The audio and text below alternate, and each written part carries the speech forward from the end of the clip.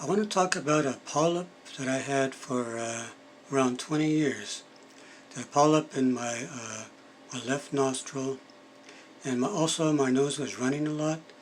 And I think that the polyp is like a natural reaction to my nose running. It's to kind of protect the membrane or something like that. But anyway, I had this polyp for a long time, and I couldn't breathe out of my left nostril because of the polyp,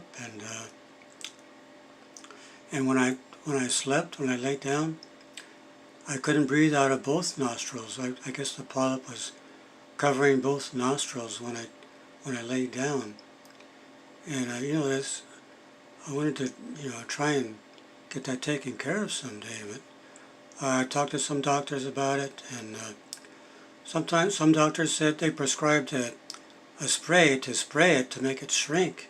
But I tried spraying it and it didn't shrink. A doctor that my last doctor I talked to, she said you should get that cut off. Get a specialist and get it cut off. Then some people told me that when you get it cut off, sometimes it'll grow back or it'll bleed a lot. Problems. So I didn't get that done yet. But I had not too long ago I had a urinary tract infection or bladder infection. I had a lot of pain and urination, so I went to the hospital. They said, "Yep, you have a urinary tract infection." So they prescribed an antibiotic. I think it was called ciprofloxacin, starting with a C. But anyway, I was taking that day by day, and I noticed that the polyp was shrinking, or receding back. And when I finished that bottle, it was the polyp was really way back there, receded way back, so that I could breathe through my left nostril. Though I was happy about that.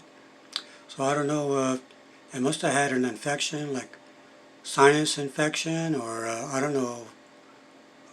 Exactly what it was, but that antibiotic it cleared it up enough so the polyp receded and I can breathe now. So that's good. So I heard there's a lot of people with a polyp in your nose, so maybe that'll help you. If a doctor could prescribe an antibiotic for you, maybe it'll recede like mine did.